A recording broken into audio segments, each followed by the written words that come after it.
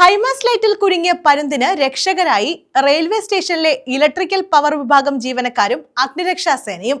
കൊല്ലം railway സ്റ്റേഷനിലെ RRI ക്യാബിന് സമീപത്തെ ലൈറ്റിലാണ് പരുന്ത് കുരുങ്ങിയത്. രക്ഷപ്പെടുത്തിയ പരുന്തിനെ പ്രാഥമിക ശുശ്രൂഷ നൽകിയ ശേഷം വനം വകുപ്പിന് കൈമാറി.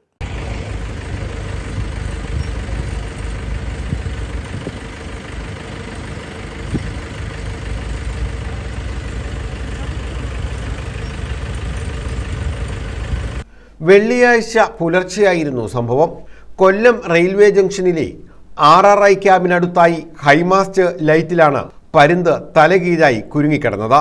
പരുന്തിന് രക്ഷകരായി മാറിയതാകട്ടെ കൊല്ലം റെയിൽവേ സ്റ്റേഷനിലെ ഇലക്ട്രിക്കൽ പവർ വിഭാഗത്തിലെ ജീവനക്കാരും അഗ്നിരക്ഷാസേന ഉദ്യോഗസ്ഥരുമാണ്. കൊല്ലം ഇലക്ട്രിക്കൽ പവർ വിഭാഗത്തിലെ സീനിയർ സെക്ഷൻ എഞ്ചിനീയർ ഉഷാ ശർമ്മയുടെ നിർദ്ദേശത്തെ തുടർന്ന് ജീവനക്കാരായ ജോയി, ഷാൻ, ബിനിയ, അഖിൽ എന്നിവരും അഗ്നിരക്ഷാസേന ഉദ്യോഗസ്ഥരും ചേർന്നാണ് പരുന്തിനെ രക്ഷിക്കാനുള്ള ശ്രമങ്ങൾ നടത്തിയത്.